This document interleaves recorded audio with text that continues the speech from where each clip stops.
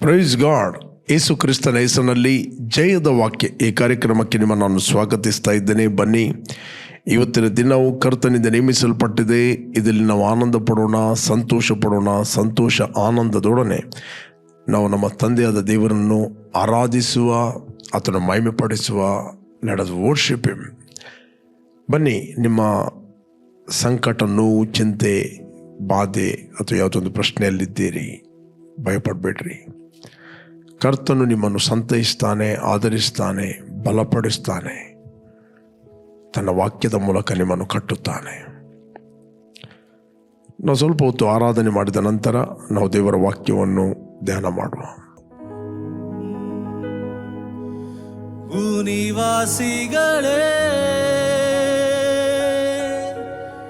ಯೇಸುವನ್ನು ಸ್ತುತಿಸಿರಿ. ಭೂನಿವಾಸಿಗಳೇ, ಯೇಸುವನ್ನು ಸ್ತುತಿಸಿರಿ. ಆತ ಒಳ್ಳೆಯವನು, ದಯೆಂದು ಇರುವುದು. ಆತ ಬಲ್ಲವಾನು, ದಯೆಂದಿಗಿರುವುದು. ಆತ ಒಳ್ಳೆಯವನು, ದಯೆಂದು ಇರುವುದು. ಆತ ಬಲ್ಲವಾನು, ದಯೆಂದು ಇರುವುದು.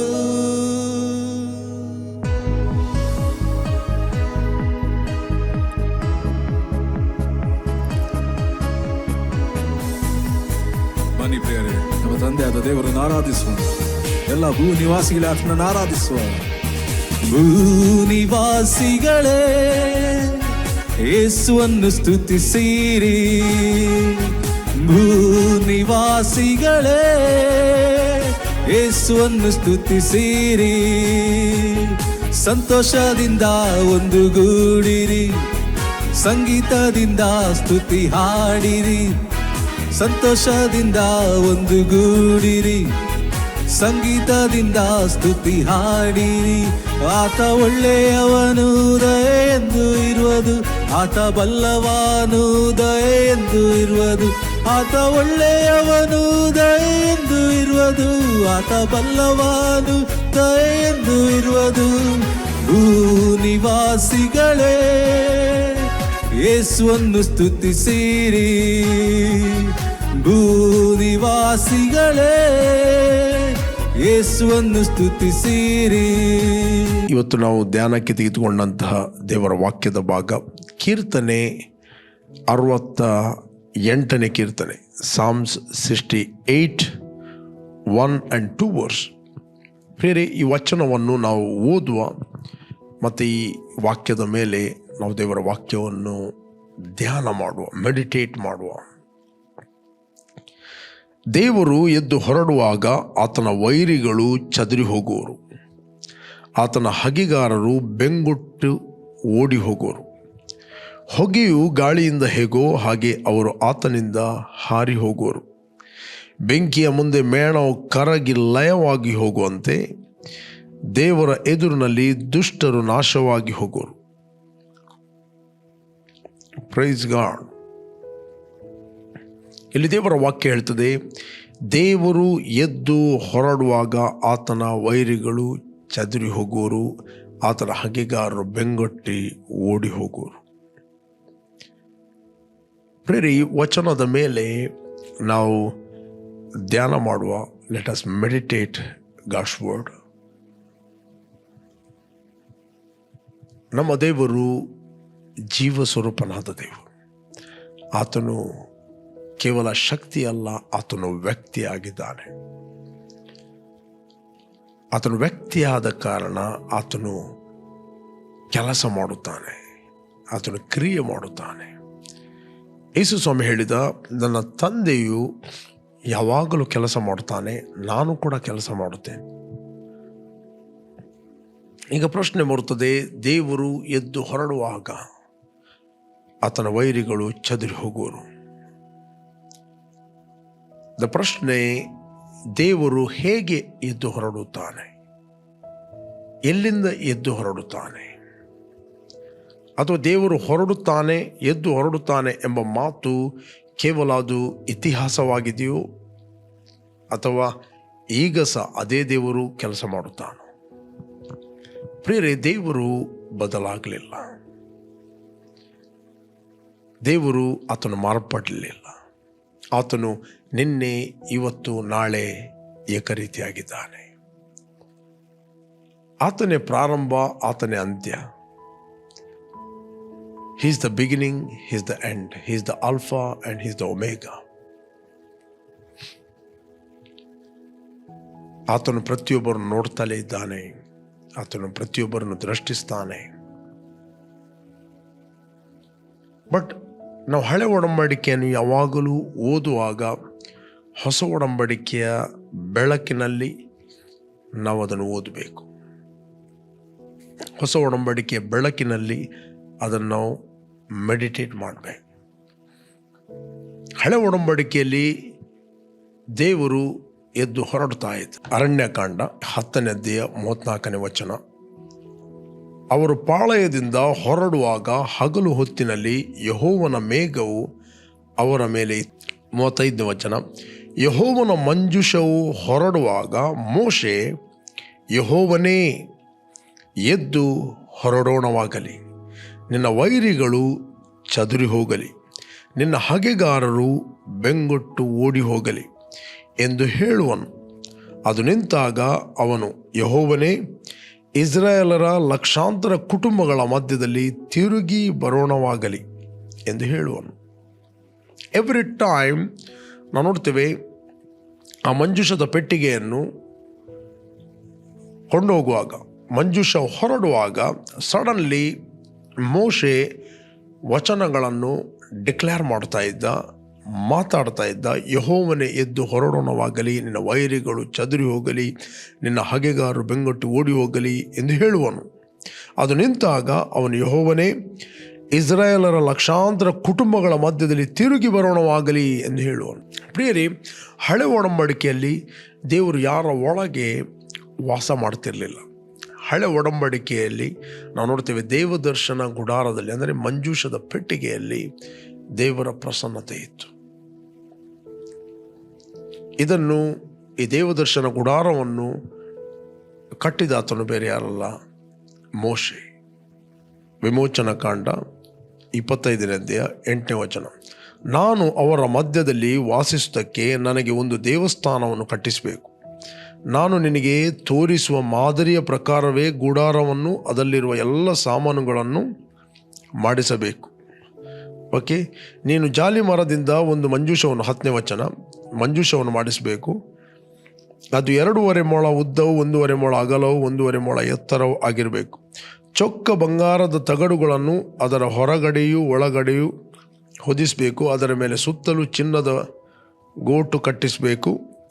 4 ಬಂಗಾರದ ಬಳೆಗಳನ್ನು ಎರಕ ವಹಿಸಿ ಅದರ 4 ಮೂಲೆಗಳಲ್ಲಿ, ಅಂದರೆ ಒಂದೊಂದು ಕಡೆಗಳಲ್ಲಿ 2 ಬಳೆಗಳನ್ನು ಇಡಬೇಕು. ಆ ಮಂಜೂಷವನ್ನು ಹೊರುವುದಕ್ಕಾಗಿ ನೀನು ಜಾಲಿ ಮರದ ಕೋಲುಗಳನ್ನು ಮಾಡಿಸಿ ಅವುಗಳಿಗೆ ಚಿನ್ನದ ತಗಡುಗಳನ್ನು ಹೊದಿಸಿ ಮಂಜೂಷದ 2 ಕಡೆಗಳಲ್ಲಿರುವ ಬಳೆಗಳಲ್ಲಿ ಸೇರಿಸಬೇಕು. ಆ ಕೋಲುಗಳನ್ನು ಬಳೆಗಳಿಂದ ತೆಗೆಯದೆ ಅವುಗಳಲ್ಲಿ ಇಟ್ಟಿರಬೇಕು. ಆ ಮಂಜೂಷದಲ್ಲಿ ನಾನು ನಿನಗೆ ಕೊಡುವ ಆಜ್ಞಾಶಾಸನವನ್ನು ನೀಡಬೇಕು. ಇಲ್ಲಿ ದೇವರು ಹೇಳ್ತಾನೆ, ನಾನು ನಿಮ್ಮ ಮಧ್ಯದಲ್ಲಿ ವಾಸಿಸುವುದಕ್ಕೆ ನನಗೆ ದೇವದರ್ಶನ ಗುಡಾರವನ್ನು, ದೇವಸ್ಥಾನವನ್ನು ಕಟ್ಟಿಸಬೇಕು. ಈ ಮಂಜೂಷದಲ್ಲಿ ದೇವರ ಪ್ರಸನ್ನತೆ ಇತ್ತು. God wants to live with them. ದೇವರು ಅವರೊಟ್ಟಿಗೆ ವಾಸ ಮಾಡಲು ಬಯಸ್ತಾ ಇದ್ದ. ಯಾಕಂತ ಹೇಳಿದರೆ, ದೇವರು ಪಾಪಿಗಳಾದ ಮನುಷ್ಯರ ಒಳಗೆ ಜೀವಿಸಲಿಕ್ಕೆ ಆಗುವುದಿಲ್ಲ. ಯಾಕಂದರೆ ಹೇಳಿದರೆ, ಪಾಪಕ್ಕೂ ನೀತಿಗೂ ಒಡನಾಟ ಇಲ್ಲ, ಪಾಲು ಇಲ್ಲ. ಯಾಕಂದರೆ ದೇವರು ಬಯಸ್ತಾ ಇದ್ದ, ಮನುಷ್ಯರನ್ನು ಪ್ರೀತಿ ಮಾಡಿದ, ಇಸ್ರಾಯೇಲ್ ಜನರೊಟ್ಟಿಗೆ ಆತನು ಒಡಂಬಡಿಕೆ ಮಾಡಿದ. ಆ ದೇವದರ್ಶನ ಗುಡಾರದಲ್ಲಿ ಆತನು ವಾಸಿಸ್ತಾ ಇದ್ದ. ಆ ದೇವದರ್ಶನ ಗುಡಾರವನ್ನು 4 ಯಾಜಕರು ಹೊರುತ್ತಿರುವಾಗ ಮೋಶೆ ಅದನ್ನು ಡಿಕ್ಲೇರ್ ಮಾಡ್ತಾ ಇದ್ದ. ಯೆಹೋವನೇ ಎದ್ದು ಹೊರಡೋಣವಾಗಲಿ, ನಿನ್ನ ವೈರಿಗಳು ಚದುರಿ ಹೋಗಲಿ. ಆತನು ಅದು ಡಿಕ್ಲೇರ್ ಮಾಡ್ತಾ ಇದ್ದ. ಯಾವಾಗ ಆತನು ಡಿಕ್ಲೇರ್ ಮಾಡ್ತಾ ಇದ್ದ, ಅವನು ಹೇಳಿದ ಮಾತುಗಳು ನೆರವೇರ್ತಾ ಇತ್ತು. ಓಕೆ, ಇದು ನಾವು ನೋಡ್ತೇವೆ ಛಾಯೆ. ಇದು ಛಾಯೆ. ಇದೇ ವಚನವನ್ನು ಕೀರ್ತನೆಗಾರನು ದಾವೀದನು ಕೂಡ ಇದನ್ನೇ ಮಾತಾಡುತ್ತಾನೆ.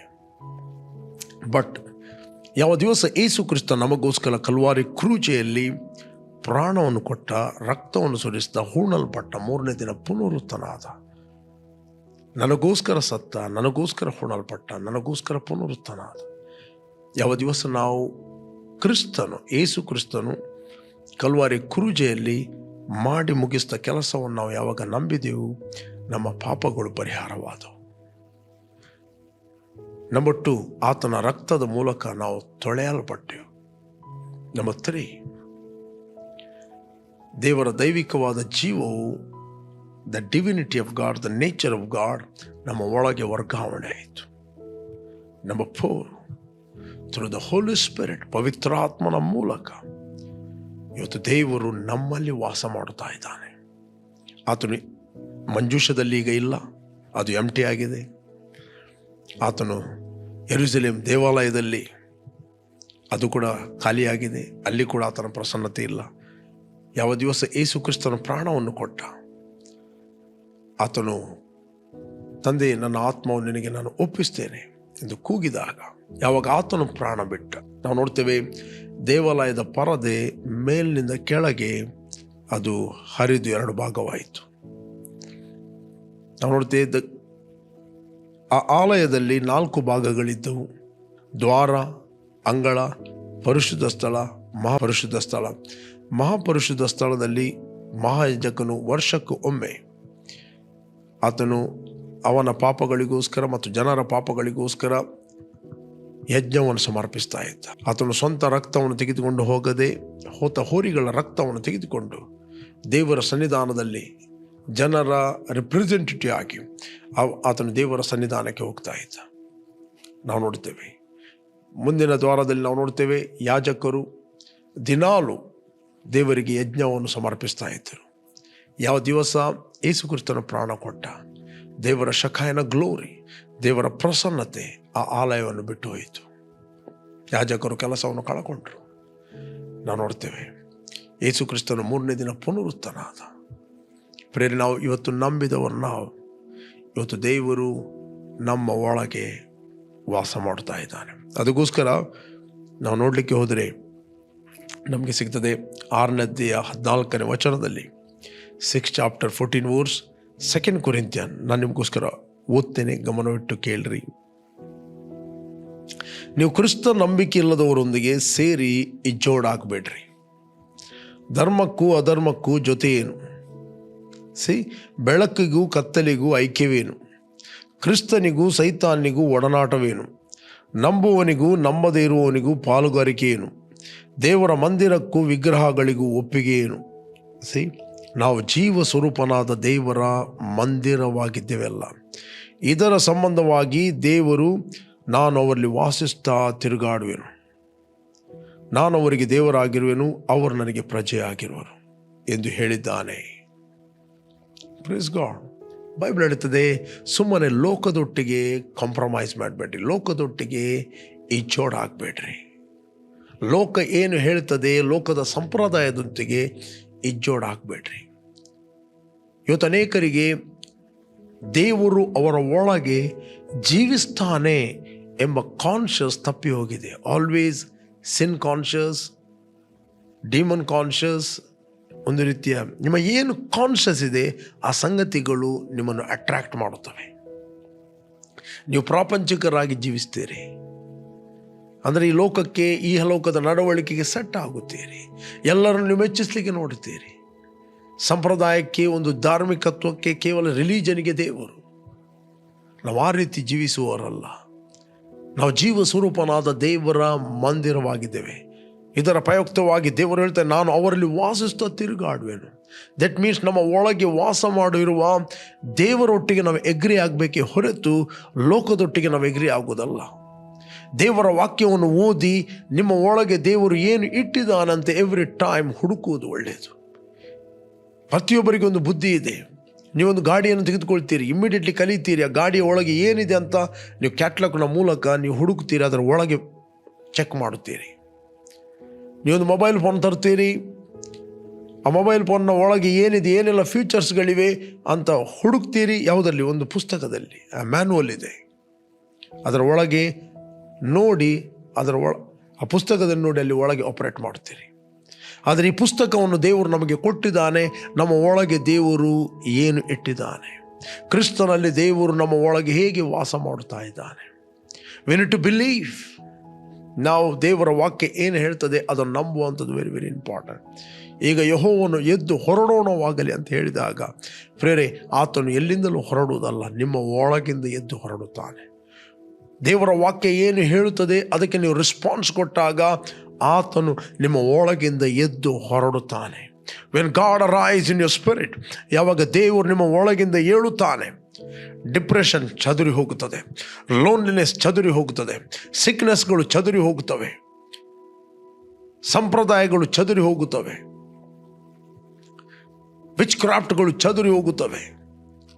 Okay, no witchcraft can come near your dwelling. ಯಾವ ಮಾಟ ಮಂತ್ರ ಶಕ್ತಿಗಳು ನಿಮ್ಮ ಹತ್ತಿರ ಬರಲಿಕ್ಕೆ ಆಗೋದಿಲ್ಲ.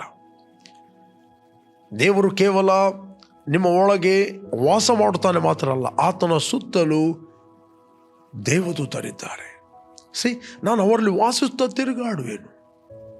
ಇನ್ನೊಂದು ವಚನ ಹೇಳ್ತದೆ, 68ನೇ ಕೀರ್ತನೆ 17ನೇ ವಚನದಲ್ಲಿ, ಅಲ್ಲಿ ಮುಂದೆ ಹೇಳ್ತದೆ, ನಾನು ಓದ್ತೇನೆ ನಿಮಗೋಸ್ಕರ. ದೇವರಿಗೆ ಸಹಸ್ರಾರು ಮಾತ್ರವಲ್ಲ, ಲಕ್ಷಾಂತರ ರಥಗಳಿವೆ. ಕರ್ತನಾದ ಯೆಹೋವನು ಅವುಗಳ ಸಮೇತವಾಗಿ ಸೀನಾಯಿ ಬೆಟ್ಟದಲ್ಲಿ ಇದ್ದ ಹಾಗೇ ಪವಿತ್ರಾಲಯದಲ್ಲಿದ್ದಾನೆ. ಇದೇ ಕೀರ್ತನೆಗೆ ಅವ್ರನ್ನ ಹೇಳ್ತಾನೆ, ದೇವರಿಗೆ ಸಹಸ್ರಾರು ಮಾತ್ರ ಅಲ್ಲ, ಅಂದರೆ 1,000 ಮಾತ್ರ ಅಲ್ಲ, ಲಕ್ಷಾಂತರ ರಥಗಳಿವೆ. ಲಕ್ಷಾಂತರ ರಥಗಳಿವೆ. ಮೋಶೆ ಬರುತ್ತಿರುವಾಗ ಆ ಸೀನಾಯಿ ಬೆಟ್ಟದಲ್ಲಿ ದೇವರ ಸಾನ್ನಿಧ್ಯವನ್ನು ನೋಡಿದರು, ದೇವರ ಪ್ರಸನ್ನತೆ ನೋಡಿದರು. ಅವರು ಭಯಪಟ್ಟರು, ಇಸ್ರಾಯೇಲ್ ಜನರು ಭಯಪಟ್ಟರು. ಮೋಶೆ ನೋಡಿದ್ದ, ಇಸ್ರಾಯೇಲ್ ಜನರು ನೋಡಿದ್ರು. ಅವರು ಹೇಳಿದ್ರು, ನಮ್ಮ ಪರವಾಗಿ ನೀನು ಮಾತ್ರ, ನಮಗೆ ಭಯ ಆಗ್ತಾ ಇದೆ. ಅದಕ್ಕೆ ಕೀರ್ತನೆಗಾರನು ಹೇಳ್ತಾನೆ, ದೇವರಿಗೆ ಸಹಸ್ರಾರು ಅಲ್ಲ, ಲಕ್ಷಾಂತರ ರಥಗಳಿವೆ. ಅವುಗಳ ಸಮೇತ ಹೇಗೆ ಸೀನಾಯಿ ಬೆಟ್ಟದಲ್ಲಿದ್ದಾನೋ ಈ ಪವಿತ್ರಾಲಯದಲ್ಲಿ ಕೂಡ ಹಾಗೇ ಇದ್ದಾನೆ. ಎಷ್ಟು ಕ್ಲಿಯರ್ ಆಗಿ ಬರೆಯಲ್ಪಟ್ಟಿದೆ.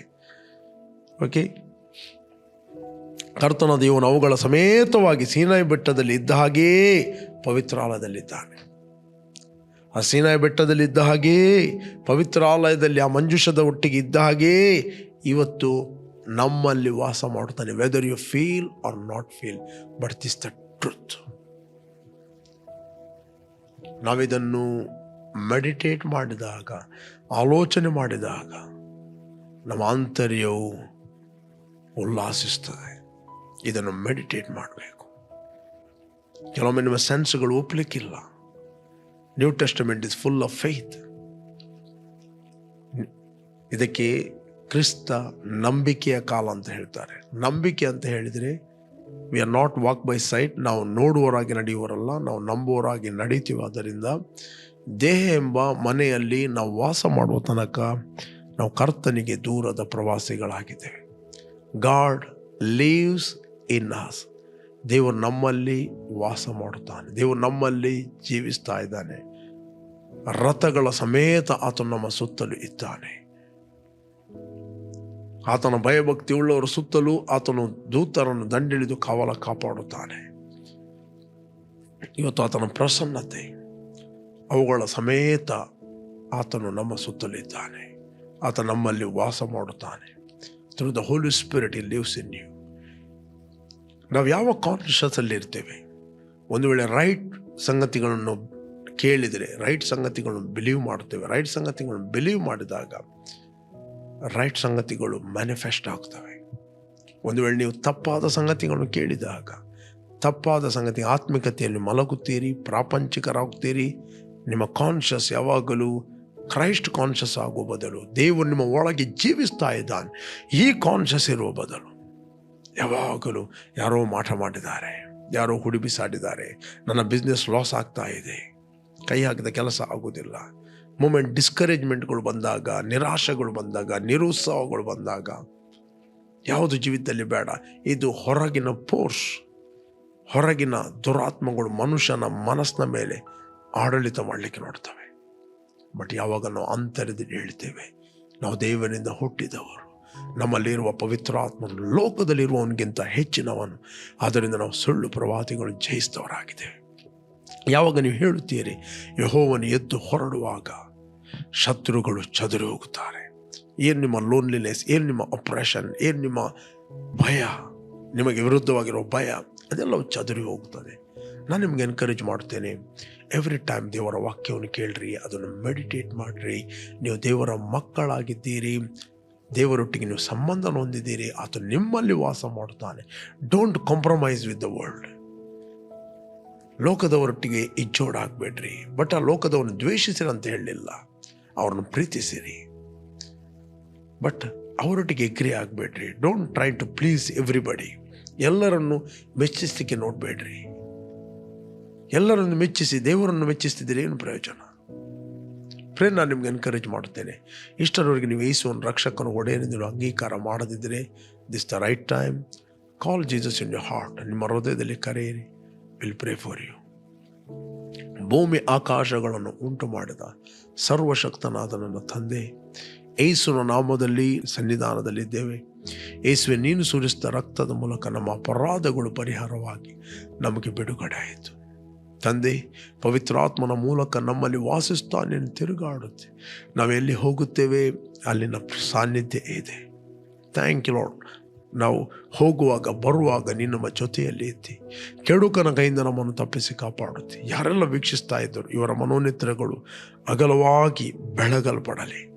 ಇದುವರೆಗೆ ಕಾಣದ ಸಂಗತಿಗಳನ್ನು ಕಂಟಿನ್ಯೂ ಆಗಿ ಅವರು ನೋಡುವಂತೆ ನೀನು ಸಹಾಯ ಮಾಡು. ಮತ್ತು ಇವರ ಆರೋಗ್ಯದಲ್ಲಿ ನಡೆಯಲಿ, ಜಯದಲ್ಲಿ ನಡೆಯಲಿ.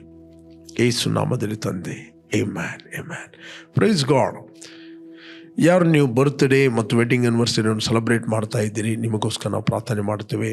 Blessed happy birthday and blessed happy wedding anniversary. ತಂದೆ, ಯಾರು ಇವತ್ತು ಬರ್ತ್ಡೇ ಮತ್ತು ವೆಡ್ಡಿಂಗ್ ಆ್ಯನಿವರ್ಸರಿಯನ್ನು ಸೆಲೆಬ್ರೇಟ್ ಮಾಡ್ತಾ ಇದ್ದಾರೋ ಅವರಿಗೋಸ್ಕರ ನಾವು ಪ್ರಾರ್ಥನೆ ಮಾಡ್ತೇವೆ. ಇವರು ಫ್ರೂಟ್ಫುಲ್ ಆಗಲಿ, ಬ್ಲೆಸ್ ಆಗಲಿ, ಕೆಡುಕನ ಕೈಯಿಂದ ಇವರನ್ನು ತಪ್ಪಿಸಿ ಕಾಪಾಡಬೇಕಾಗಿ ನಾವು ಪ್ರಾರ್ಥಿಸ್ತೇವೆ. I thank you Lord for the anointing and grace and favor and protection of the life of God. In Jesus' name, amen. Okay, ಜಯದ ವಾಕ್ಯ ಈ ಕಾರ್ಯಕ್ರಮವನ್ನು ಪ್ರತಿದಿನ ಬೆಳಿಗ್ಗೆ ಬಿಗ್ ಜೆ ಟಿವಿಯಲ್ಲಿ 7 ಗಂಟೆಯಿಂದ 7:30ಕ್ಕೆ ನೀವು ವೀಕ್ಷಿಸಿರಿ. 7:30ರಿಂದ 8 ಗಂಟೆಗೆ ನಮ್ಮ word of victory YouTube channel ನೀವು ವೀಕ್ಷಿಸ್ಬೋದು. ಪ್ರತಿದಿನ ಸಂಜೆ ಫೇಸ್ಬುಕ್ ಮತ್ತು ಯೂಟ್ಯೂಬಲ್ಲಿ ಲೈವ್ ಆಗಿ ನಾನು ಮಾತಾಡ್ತಾ ಇದ್ದೀನಿ. 7 ಗಂಟೆಯಿಂದ 8 ಗಂಟೆ ಬನ್ನಿ, ನನ್ನೊಟ್ಟಿಗೆ ಜಾಯಿನ್ ಆಗಿ. ವೆಬ್ಸೈಟ್ ಇದೆ wordofvictory.in ಅಂತ. ಅದರಲ್ಲಿ 4 ಭಾಷೆಯಲ್ಲಿ ನಿಮಗೆ ಅರಿಕೆ ಸಿಗ್ತದೆ: ಕನ್ನಡ, ಇಂಗ್ಲೀಷ್, ಹಿಂದಿ, ಕೊಂಕಣಿ. ಓಕೆ, ನಿರಂತರವಾಗಿ ಜಯದ ವಾಕ್ಯ ಈ ಕಾರ್ಯಕ್ರಮವನ್ನು ಬಿಗ್ ಜೆ ಟಿವಿಯಲ್ಲಿ ವೀಕ್ಷಿಸಿರಿ. You are bless. ಆಮೆನ್.